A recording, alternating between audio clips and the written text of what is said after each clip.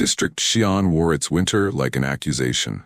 Gutters crusted with chemical frost, neon flickering through steam that smelled of soldered wire and spoiled fruit, sanitation drones skirting the alleys as if disgust were part of their programming. In the seam between two freight containers lay the thing everyone pretended not to see. A small alien girl curled inside a nest of tarp and bottle caps, skin mottled in shades of bruised green and ash where cold and hunger had argued for too long. The stink that chased pedestrians away wasn't just filth, it was the harsh alchemy of a species that metabolized hydrogen, sulfur, and fear. A smell that carried the story of days without food and nights spent breathing beside broken vents that coughed heat in stingy whispers. Vendors raised their hoods and their prices when she dragged past on the flattened crate that served as her sled, whispering the names they gave monsters when they wanted to sound busy. Stinkspawn, gutter lurker, it. Never the name her mother had sung before war and evacuation cleared the registers. She had learned the mathematics of invisibility. How to move between puddles of light without disturbing their edges, how to quiet the rattle in her throat so patrols would keep walking, how to wait until the bakery's trash hatch shuddered and the day-old loaves fell with the dull thud of mercy that didn't want witnesses. When hunger won and dignity ran out of places to hide, she pressed her face to a steaming grate and counted the drips of condensation as if they were rain, as if they belonged to a sky she could no longer afford. In the private theater of her head, she named constellations after smells: ozone for storms, copper for the blood she tried not to taste, pepper for the soups she imagined when the wind blew right. Her name was Vetrax, though even she used it sparingly now. Holding it like a last ration, she repeated it in a whisper when the street was loud enough to drown her out, as if the syllables might keep her bones from forgetting their alignment. Once she had lived in a refugee dormitory where rules were posted in 4 languages and warmth was a blanket you borrowed back from the morning, but someone had started a fire to sterilize a rumor and the building had swallowed its alarms. After that, the alley was her tutor and the market her parliament. She learned quickly what kindness costs in places built on debt. A cook who left a bowl outside his back door lost customers to gossip. A guard who looked her in the eye got reassigned to a quieter cruelty. A child who smiled at her in passing earned a lecture about disease and distance. The smell was not merely a barricade. It was a verdict the city had passed on itself, proof that a port with 7 space lanes and 3 opera houses could still decide a starving girl was an engineering problem. On the morning it snowed ash instead of ice, she dragged herself from the crate and tried to stand in the heat of a vent for long enough to remember what standing had felt like. Her legs trembled, her hands splayed on the slick metal, and she managed the height of a breath before gravity reminded her of its contract. She slid back into the shadow with the quiet a hunted thing practices, ready to become background again, until a shadow stopped beside hers and refused to move on with the rest of the day. Corin Vex was a Terran soldier who had reached that inconvenient rank where compassion outruns orders. A man with a service-issue coat that had outlived 2 campaigns and a prosthetic left leg that announced weather changes with a little metallic sigh. He wasn't patrolling so much as walking until the cold made up his mind for him. He saw the bundle of tarp in motion the way medics see wounds through uniforms, in the unteachable glance that weighs triage against time. And before his training could ask for permission, he was already crouching, boots splaying out for balance so that his height wouldn't behave like a threat. The smell hit him the way old battlefield smoke does, first as memory, then as present fact. But his hand stayed steady as he unsealed a ration pack, tore a protein block into clumsy thirds, and set the first portion on the grated steel just close enough for her to reach without thinking she was being cornered. She came up out of herself like a startle, 4-fingered hand a blur, teeth scraping the edge of the block hard enough to leave a crescent, eyes wide and slick as oil. He kept his gaze where hers could leave it without tripping, and he ate from his own share at exactly her pace, demonstrating by mouthfuls that nothing here was bait. When the first heat reached her stomach, and the animal in her retreated far enough to let the child speak, He slid a canteen across on 2 fingers and tilted it when she couldn't make the angle. The ritual of water, a liturgy he'd learned in tents that didn't bother with chaplains. "You're hungry," he said. Not as diagnosis, but as apology to a universe that should have noticed sooner, and her mouth tried a shape it hadn't visited in months, a word he couldn't parse. Then his own language bent into a plea with its claws tucked in. He saw the sores under the grime where fabric had carved its record, the way her joints flared from malnutrition, the tremor that meant cold had moved from nuisance to policy. All of it arranged itself into a plan in his head, the way maps draw themselves when you've used them enough. Aliens at the stall mouths muttered the names they keep for men who break the choreography of contempt. But Corin had stopped choreographing his life around spectators the day his platoon learned the difference between surviving and being worth saving. He shrugged out of the coat, found the inside still warm from his own insistence on heat, and draped it around her shoulders with the same old care he'd used on lieutenants and strangers, and the boys who had doubled over with homesickness and shrapnel in the same breath. The smell folded into the wool, and he did not flinch, because flinching is a language and he refused to teach it here. "Do you have a name?" he asked in the tone you use for facts the world has no right to argue with. And when she whispered Vetrex so softly he almost missed it, he repeated it back to her as if stamping a passport. A pair of alley toughs tried on courage and stepped into his way with the swagger of men who mistake someone else's hunger for their own entertainment. Corin shifted his stance a fraction, just enough to make physics his partner, and said no without volume, the kind of no that moves a crowd an inch at a time until you've made a road. He didn't scoop her up in a cinematic stroke. He asked with his open hands and his not-going-anywhere posture, and when she lifted her arms, not trust yet, but a tired agreement, he slid them under her with the gravity of a man who understands contracts. The prosthetic leg clicked as he stood, the sound oddly cheerful, and he tucked her against his chest so that his body heat could bully the cold into doing math. Somewhere down the alley, a drone tested a siren and thought better of it. He did not take her to a precinct or a shelter that would have filed her under temporary and waited for policy to make up its mind. He carried her past the checkpoint, where guards pretended not to recognize a human in the process of committing decency. Past the noodle stall that would later start leaving a bowl on the back step by accident. Past the rusted sign that named a clinic he built out of a machine bay and promises he intended to keep. She fell asleep before they reached the door, head tucked under his chin as if trying on the shape of belonging, and for the first time in months, the street learned a new smell to mix with its old ones. Pepper from a pot that would not be empty tonight, clean steam from water being warmed for a stranger, and the iron tang of a decision that wasn't going to be walked back. Corin shouldered the clinic door with the familiarity of a man who has convinced stubborn hinges to be on his side. The space had been a machine bay once, its bones still visible in the ribbed walls and the overhead rail, but it now smelled of pepper broth and antiseptic, rather than burnt lubricant.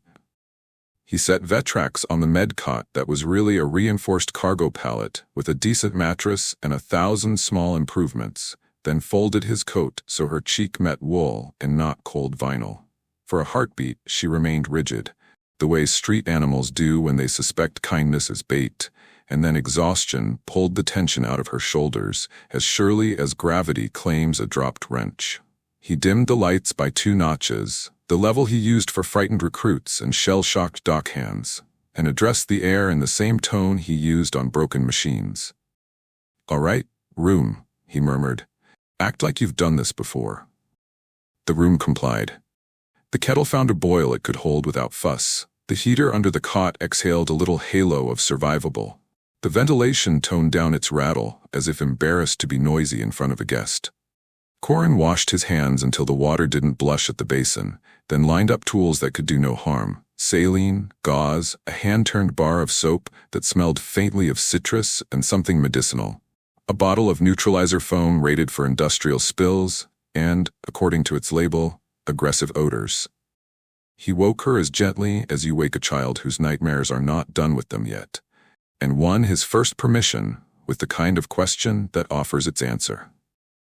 "Warm water first," he said. She nodded, eyes on his hands rather than his face. The smell, released from its usual negotiation with cold air, rose as he peeled away the tarp and the crusted sweater beneath it. He did not flinch. Flinching is a language, and he refused to speak it here. He sluiced her forearms with a slow pour and counted the beats between her breaths, having his pace when those breaths shortened. The neutralizer foam hissed like an amused cat where it met the worst of the residue on her skin and clothes. He let it sit, then worked it away with a cloth so soft it barely had an opinion. "If anything burns, say stop, and I stop," he told her. And when she surprised him with "stop," after the second pass on her calves, he stopped.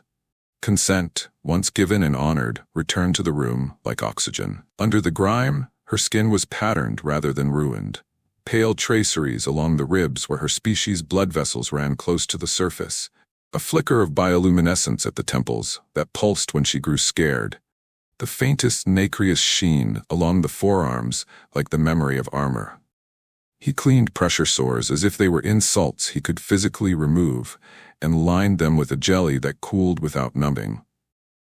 The worst wounds were not dramatic. They were the small, patient ones poverty inflicts. Scrapes that never got to scab properly, welts from seams that never sat right, bruises shaped like the corners of crates. When he lifted her hair to rinse her scalp, she stiffened hard enough to squeak the cot springs, and he paused with both hands visible. "I'm going to pour. Your call," he said. She swallowed, blinked twice, and tapped his wrist with 2 fingers. He poured, careful, a cup at a time. Between rinses, he fed her broth in spoonfuls small enough to respect a starved stomach. It wasn't good food, but it was honest. Protein, salt, a whisper of pepper and dried herbs he had bullied out of a cook who liked him. She drank with the exquisite caution of the suspicious and then, almost visibly, decided to let the heat work. He unwrapped a ration bar and split it the army way, one for work later, one for the now that needed to trust the future, and left the second half in her line of sight where stealing wouldn't be a kind of theft. "Corin?" she tried, and he looked up so fast he nearly knocked the ladle against the kettle. "That's me," he said, as if he had won a prize, and she made a sound he wanted to believe was a laugh, although it could have been the noise skin makes when it stops bracing for impact. By the time he had finished, the floor under the cot looked like the aftermath of a rainstorm, and the air had traded acrid for mineral clean. He found an old coverall he'd taken in from a mechanic, patched, scrubbed, forgiving, and a thermal undershirt so soft it refused to be military. "Clothes that belonged to no one until you," he said. She watched his face, not the cloth, considering whether to believe him on the level where trust lives, and then nodded. Dressing her was choreography. His hands on the sleeves, her hands on the cuffs, a pivot to seat her hips without scolding the sores, a slow slide of fabric over calves that had never been allowed to be simply legs. When the zipper found its top, she flexed her fingers as if testing whether the garment came with rights. He showed her the call bell because she deserved to be able to make noise on purpose, then pulled a crate to the foot of the cot and sat like a student who doesn't assume the answer will be easy. "There's a thing I'd like to do," he said, "and you can veto it. I'd like to trim your hair to the length you choose. It'll be warmer when dry and it'll keep out of dressings." She considered. She ran 2 fingers through the matted edge and made a face so purely 8 years old he had to look away to keep from smiling at the wrong time. "Short," she said finally. "Sharp," he obliged, combing and snipping until the sheaf fell in clean quiets to the floor, and the new line made sense with her jaw. The doorframe darkened, a silhouette leaned in, and then made the universal sign for, "I am here to help, but will leave if I'm going to make this worse." It was Ansel, a dock welder who serviced Corin's clinic heater when the heater decided it was an artist. He held up a canvas sack without entering. "Filters," he said, "and a decent blanket, don't ask how." Corin nodded toward the counter. "You're a saint," Ansel snorted. "I'm cold-averse." Vetrax peered at him over the cot edge with the frankness of someone who has no energy left for manners. Ansel saw her see him and found a grin that didn't put teeth on display. Rumor travels fastest when it contradicts an older rumor. The word that the Terran had carried an alley stink into his clinic was already mutating into the tea. Taryn had laundered a hazard into a person. And that, in turn, was becoming glass. I heard she spoke. 2 sanitation workers, off shift and pretending to be thirsty, drifted past the open door 3 times in 5 minutes. A baker's assistant set a parcel on the threshold and fled, leaving behind a loaf that steamed like it had rehearsed being a metaphor. Corin took the loaf inside and placed it on the counter without commentary. If this was contraband, nobody had to be caught handling it. "People are watching," he said to Vetrax, "which is their problem, not yours." The patrol arrived in cyan capes and the kind of caution that confuses hygiene with virtue. Their leader, a woman whose boots were polished to an argument, cleared her throat. "Biohazard audit," she announced, because protocol likes to arrive first and meaning later. Corin gestured toward the wash bin and the sealed waste bag, toward the neutralizer can and the logbook opened to a page that bragged about nothing and recorded everything. Decontam in process, patient clinically stable, consent obtained, no breach.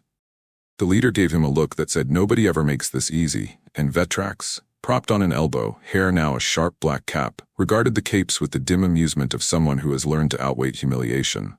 "Name," the officer demanded of Corin. "Corin Vex. Of the 42nd Relief?" "Honorably, yes." Her shoulders dropped half an inch. Everyone relaxes for a unit that dug bodies out of rubble. "Name," the officer demanded of Vetrax, but did it without venom, and Vetrax answered in a voice that didn't wobble. "Vetrax." "Species?" A pause. "The kind that breathes." Something complicated happened to the officer's mouth as it tried to hide a smile. "Fair enough." She ran a scanner along the threshold, found the numbers obedient, and replaced it with a clipboard, as if rewarding good behavior with paperwork. "Keep the door propped for another hour," she said. "Let the room listen to itself." Corin lifted a hand in a thank you that did not make a parade out of decency. When the capes had gone, Corin finally let his knees complain. Lowering himself to the crate with a gasp he tried to pass off as stretching. Vetrax finished the last of the broth, licked the spoon with the ferocity of someone who has decided taste is not negotiable, and placed the utensil carefully on the tray like an oath. "You didn't run," she said. "You didn't bite me," he returned. "I had food," she said, in the tone of logic that defeats poetry. "I had a room," he said, in the tone of a man who knows not everyone does. He wrote her name on the whiteboard above the sink, with a pen that left a bright, brave line. Vetrax. Not to label her, but to tell the room which word to learn. He wrote under it the 4 nouns that keep his clinic honest: water, heat, soap, consent. And underlined consent twice, because underlining makes shy ideas louder.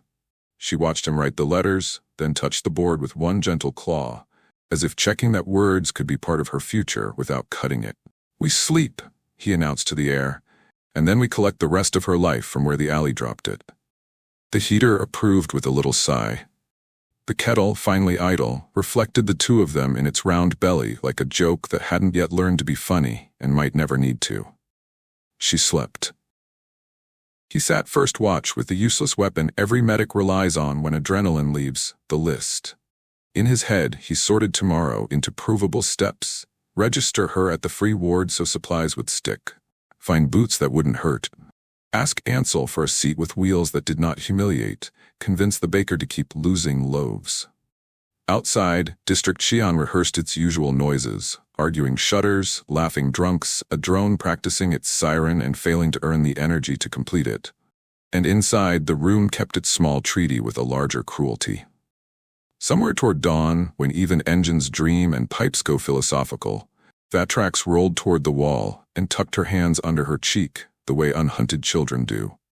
Corin let out a breath he'd been carrying since the alley, counted to 6 for no one's benefit but his own, and allowed himself to believe that sleep would not be an ambush tonight. Morning arrived with the clink of cups and the thin light of a station that refuses to spend more than it has to on daybreak.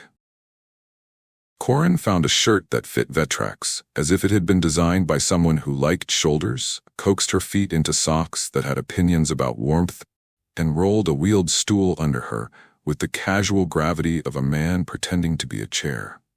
The plan was simple in the way good plans are. Slip down 2 service corridors to avoid the market's talent for commentary, crossed the sector gate at checkpoint 19, while the dawn shift muttered about coffee, and reached the registry where a stubborn clerk named Milna could be relied upon to ignore gossip and file forms in favor of immediate outcomes.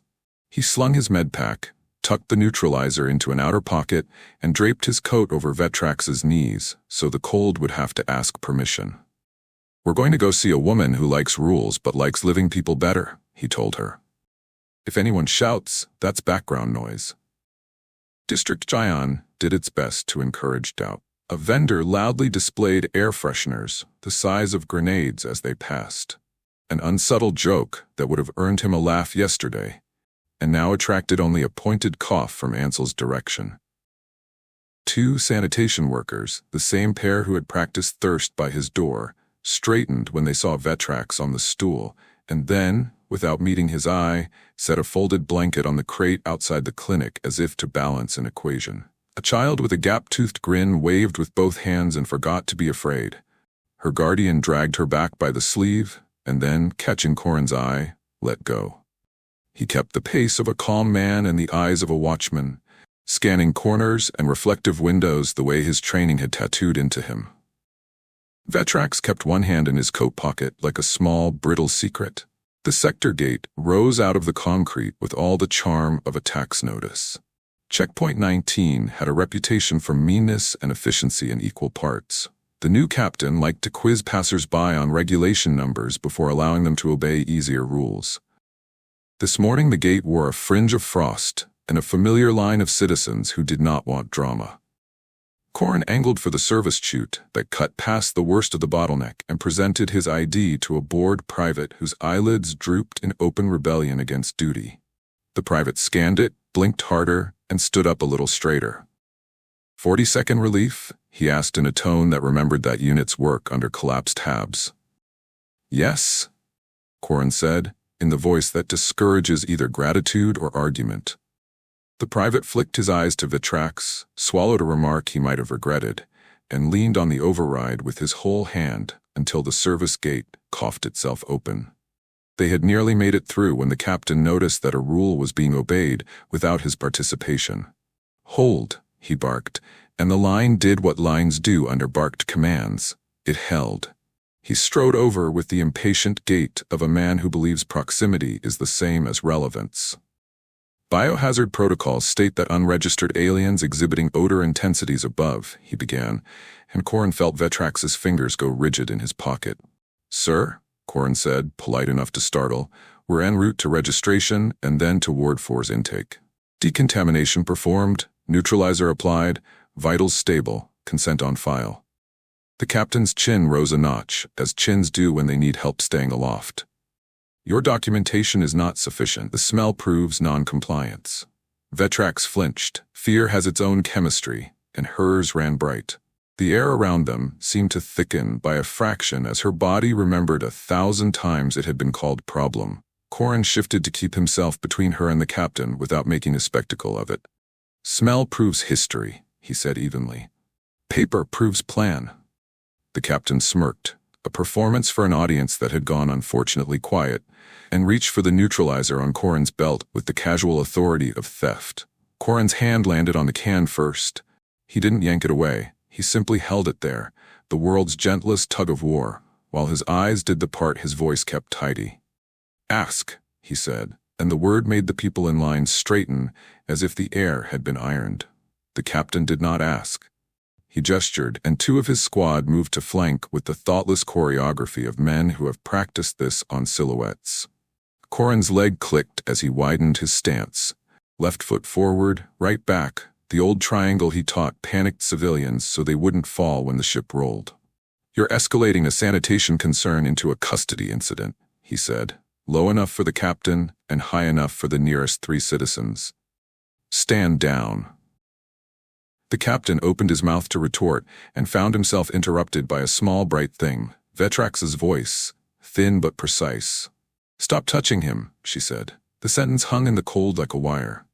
The squad hesitated, not because the command had legal weight, but because it sounded like rules spoken in the native language. The captain flushed, raised a hand to reclaim momentum, and that was when the odor hit. The honest one, not the accusation. the sudden, sharp bloom of fear chemistry that her species couldn't help when cornered. People recoiled by instinct. Corin moved first, not away but toward.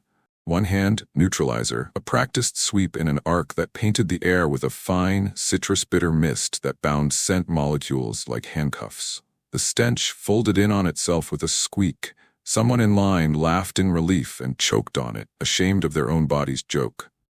"See?" Corin said, light as a man discussing weather. "Engineering wins." The captain's squad resettled the way dogs do when they realize the wrong person is holding the leash. An older sergeant, who had so far said nothing, and whose medals were the kind that come with funerals rather than promotions, stepped up beside his commanding officer.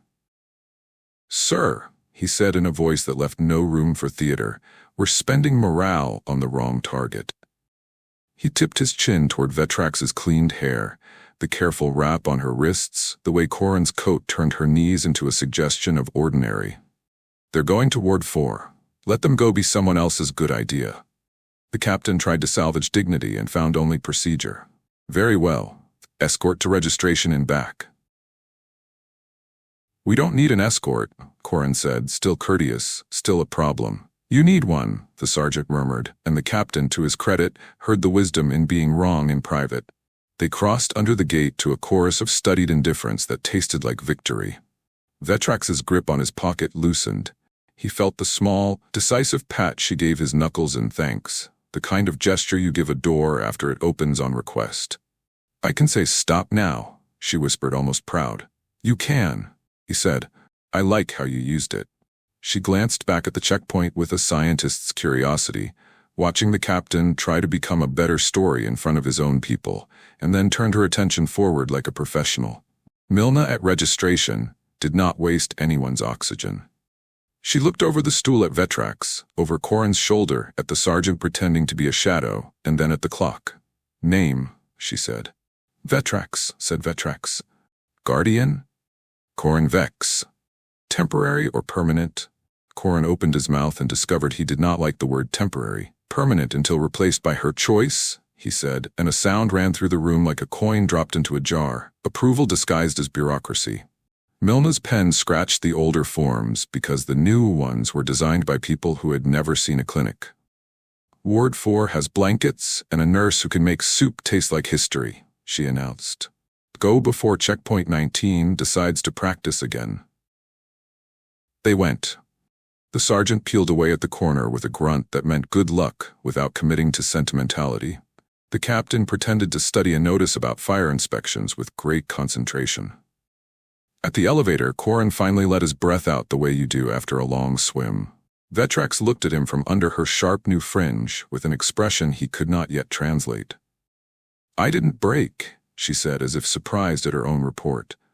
"You didn't need to," he answered. "You were the rule." Ward 4's intake smelled like bleach and victory.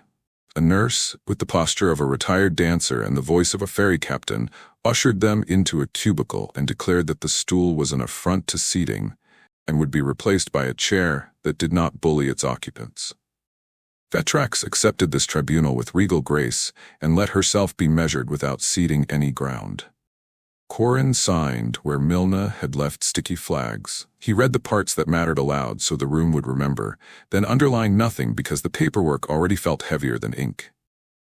When the soup came, the first spoonful turned the corner of Vetrax's mouth into a line that might someday be a periodic smile. "Salt," she said, approving, "and something green." "Parsley," the nurse said, as if confessing a crime. "We have a source." The walk back took them past the market at a time of day when it pretends to be a town rather than a knife show. The vendor who had earlier brandished air fresheners now sold oranges with an earnestness bordering on apology.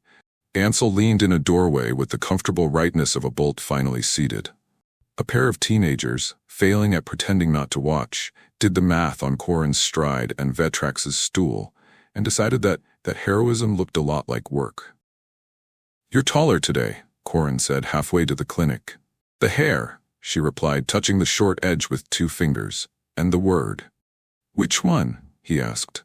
"Stop," she said, and then, after a pause that tasted like a future choosing to arrive, "Vetrax."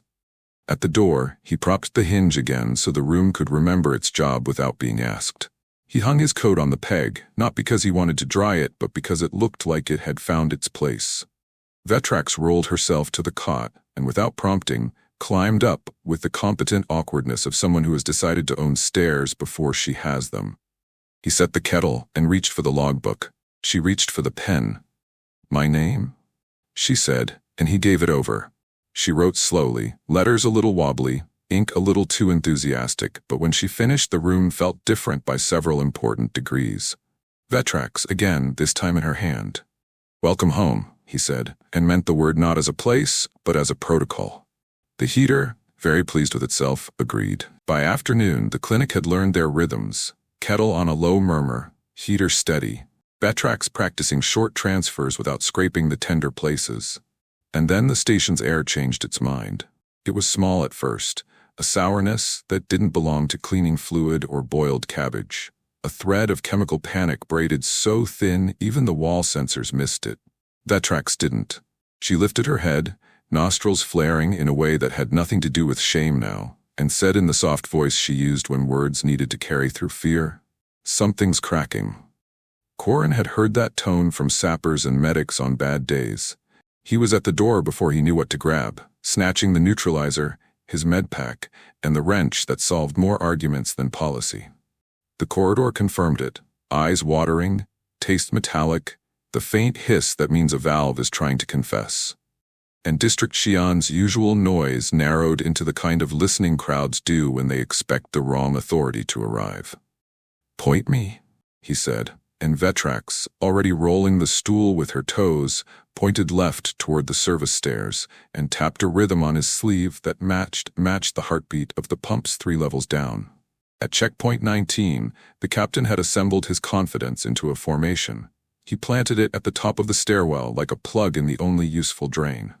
"No entry," he announced through a mask he didn't yet deserve. "Maintenance ticket required." Corin did not stop, because some sentences ask for a different grammar. He said leak and manifold and children in one breath, and let the older sergeant hear the parts a captain's pride filters out. Vetrax wrinkled her nose, blinked hard, and swallowed. Fighting the primal chemistry her body had learned on the street.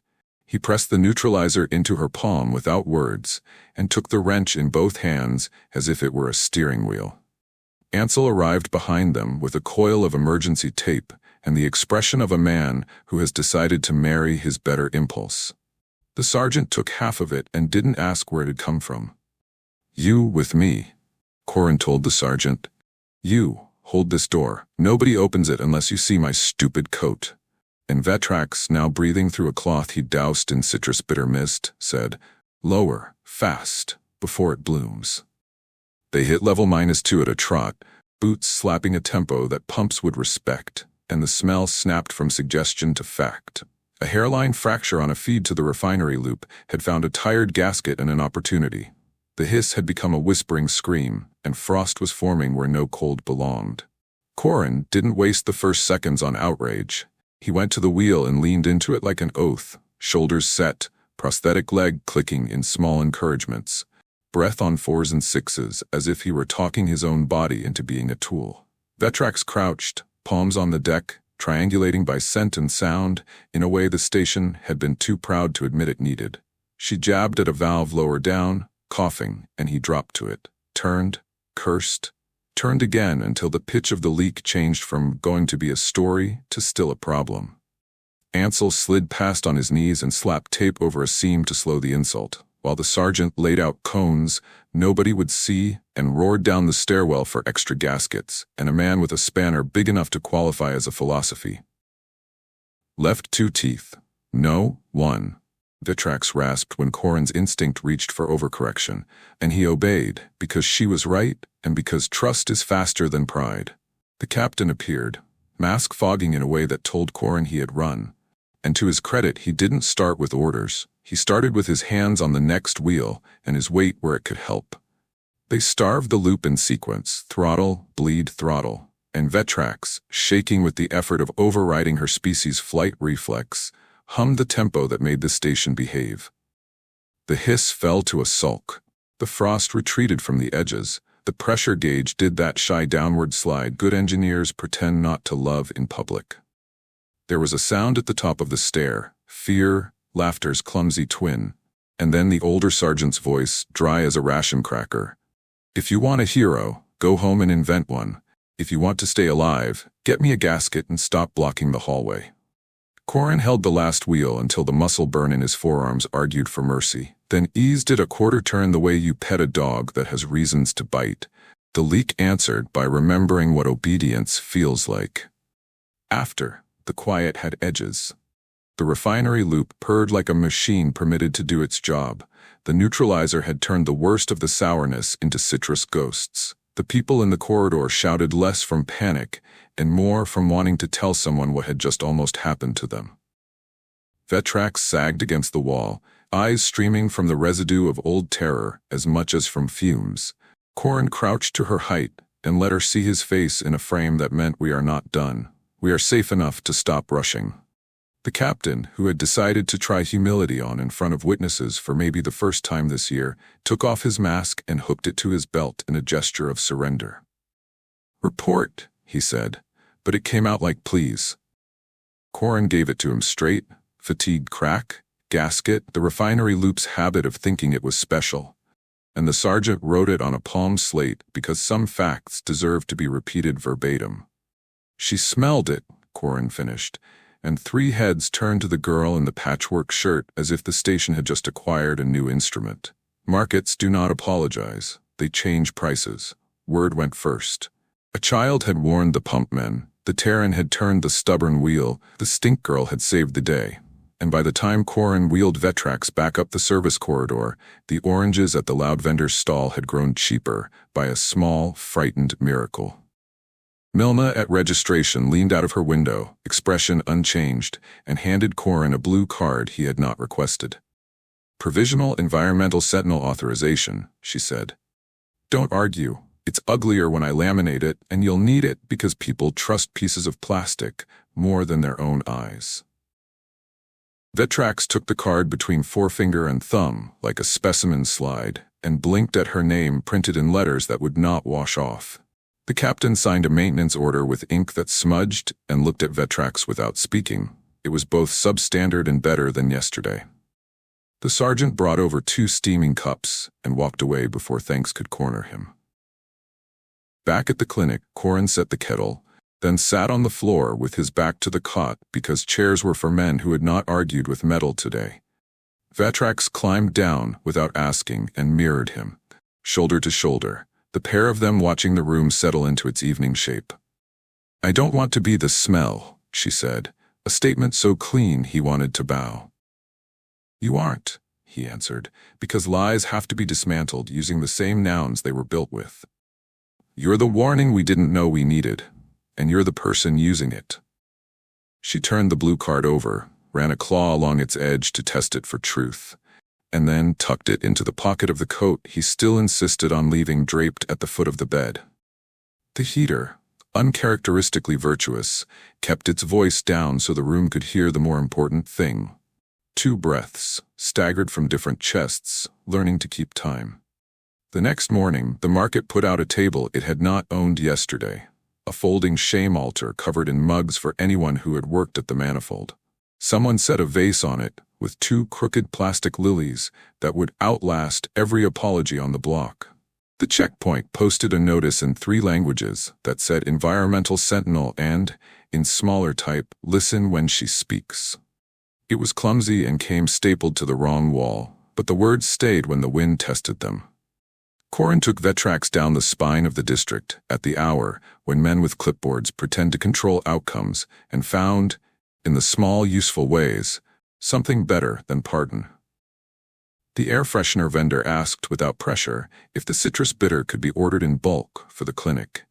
Ansel delivered a wheeled chair that did not squeal, welded smooth along the edges where bandages snag. Milner produced a second card made out to Corin Vex, guardian of record, and handed it over like a map drawn after the road existed. They did not turn Vetrax into a mascot. They made her a colleague. Corin taught her how to say no without raising her voice, and how to say help in 3 versions. Polite, urgent, command. because language is a toolkit and she had earned the right to every drawer.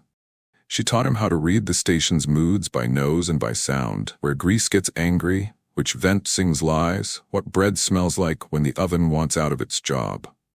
They practiced small drills at first, corridor clearouts timed by the kettle's whistle, the stop that had worked at the checkpoint deployed like a lever when rooms began to imitate old cruelty, the quiet recitation of her name to a new nurse who thought he could skip introductions.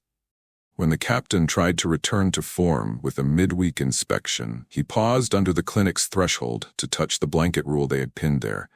3 breaths, in and out, because the sergeant had made him try it once, and now he privately liked how his shoulders felt afterward. Corin noticed and said nothing. Progress resents witnesses. A week later, Sabotage tried again in a different suit. Someone jammed a shutoff and salted the rumors with the word plague. The line outside Ward 4 began to fibrillate with that complicated blend of fear and thrill. Vetrax's pupils pinpricked, her nostrils flared, not with the old shame, but with the professional attention of a sentinel. And she pointed north. Corin did not argue. He buckled his kit and took the stairs 2 at a time with her stool squeaking valiantly behind, until Ansel emerged from a side door with a grease-slick grin and the chair that doesn't squeal. At the offending hatch, they found a boy too smart and too scared. Caught between dare and dare you, fingers still dusted with the grit of a lock he had almost learned to pick. Corin knelt until his eyes were level with the boy's hands and talked about pressure and valves and funerals long enough for courage to remember what it was for. Vetrax said, "Stop," in the voice that had turned grown men into better versions of themselves, and added, because she had learned the right to write terms, "and help." The boy showed them the trick. The hatch admitted its sulk and opened, and a puff of sour air, more mischief than malice, crept out like a rumor that had spent too long indoors. Corin bled the line. Vetrax counted in 4s. The station decided embarrassment would suffice for consequence. They put the boy in Milna's office for an hour to copy the environmental charter by hand, which is a punishment that becomes dignity if you let it. When they came back through the market, somebody started to clap and then remembered that applause is for spectators. Instead, the vendor with the oranges put 2 at the edge of his stall and looked the other way. Vetrax did not take them. She bought one with a coin Milna had slipped her for administrative excellence and made change slowly enough to be seen, then handed the second orange to the boy on the way back from his penance. Corin saw the captain see that, and the sergeant see the captain see it, and felt the hinge of the day seat a little better. On the morning the papers made it official, provisional authorization converted to full. Milna rolled a hand stamp over a scrap of red tape and pressed it to the corner of the clinic door where Corin had always put the words that mattered. Registration had used the right nouns for once, and even the Harbor AI read them aloud in a voice that, for a machine, sounded pleased. Corin stood with the ridiculous pride of a man whose reward is other people's signatures, and felt Vetrax's hands slip into his coat pocket again, not for safety this time, but for tradition. "You saw me when you shouldn't have had to," she said without looking up. "I should have," he returned, which was the only answer that let both truth and forgiveness share the room. She nodded, satisfied with the bargain, then tapped the card on his chest with one knuckle. "Guardian." She read, tasting the consonants, and tucked the word beside her name on the whiteboard with a neat line. They practiced a party that evening with poor lanterns and good soup. The checkpoint sent a pot nobody admitted to cooking. The nurse from Ward 4 turned up with too much parsley. Ansel tuned the clinic door until the hinge stopped advertising itself.